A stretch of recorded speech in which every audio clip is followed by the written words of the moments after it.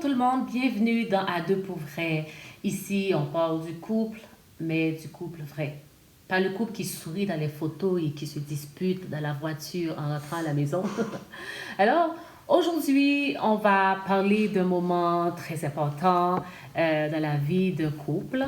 Ce moment-là que presque tous les couples vivent ensemble. Et ce moment-là s'appelle la désillusion. Tu sais, au début d'une relation, tout est magique. Tu regardes la personne et tu dis dans ta tête, waouh, c'est incroyable! J'ai trouvé la perle rare, yes! Tu trouves que tout est beau, tu trouves tout beau, même les petits défauts. Il oublie ses clés et la femme dit, oh, il est tellement mignon. Elle parle pendant 3 heures et lui dit, elle est tellement passionnée, ma chérie. Mais un jour, il y a toujours ce jour, quelque chose change. Les lunettes roses tombent. Et là, tu vois la personne comme elle est vraiment, comme elle est réellement. Alors, prenons cet exemple. J'ai toujours un exemple pour toi. Prenons cet exemple, un couple qui est assis à table. La femme regarde son mari et dit, chérie, tu sais, avant tu m'écoutais beaucoup. Et devine ce qu'il a répondu, le mari. Il a dit, avant tu parlais beaucoup moins. Donc, c'est un exemple parfait de la désillusion. C'est ce moment-là où on découvre que l'autre n'est pas le personnage parfait qu'on avait imaginé, qu'on avait dans notre tête, qu'on espérait. Et parfois, ça peut déranger parce qu'on réalise que certaines choses que l'on croyait vraies étaient surtout des projections. C'était des besoins, des désirs qu'on avait dans notre tête. Je peux dire que la désillusion n'est pas la fin de l'amour. Au contraire, comme l'idéalisation, c'est souvent le début de l'amour mature. Because real love is not a dream. Real love sees the truth. Real love grows with time. Love is not perfect. C'est très important pour qu'on sache ça. Donc, dans À deux pour vrai, j'aime beaucoup dire ceci. La passion nous fait ouvrir la porte du cœur, mais la désillusion nous apprend comment rester dans la relation. Et ça, c'est beaucoup plus difficile. Parfois, tu sais, la désillusion arrive à cause de petites choses comme les habitudes, les différences, les attentes.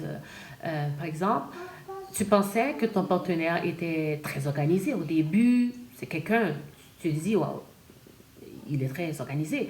Mais en réalité, pendant quelques mois de fréquentation, tu as découvert qu'il a un talent spécial pour perdre ses chaussettes.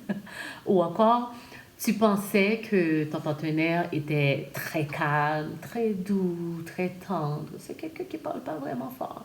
Et tu découvres, une fois que vous êtes ensemble à la maison, que c'est quelqu'un qui parle à la maison pendant des heures, pendant les matchs, comme si les joueurs qu'il est en train de regarder pouvaient l'entendre.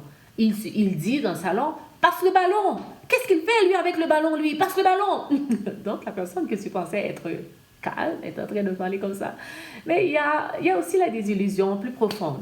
Quand on découvre que l'autre a des blessures, des peurs, des faiblesses. Et là, on réalise quelque chose d'important hein, parce qu'on se dit, oh, je ne savais pas qu'elle pouvait avoir ces peurs-là, ces faiblesses-là.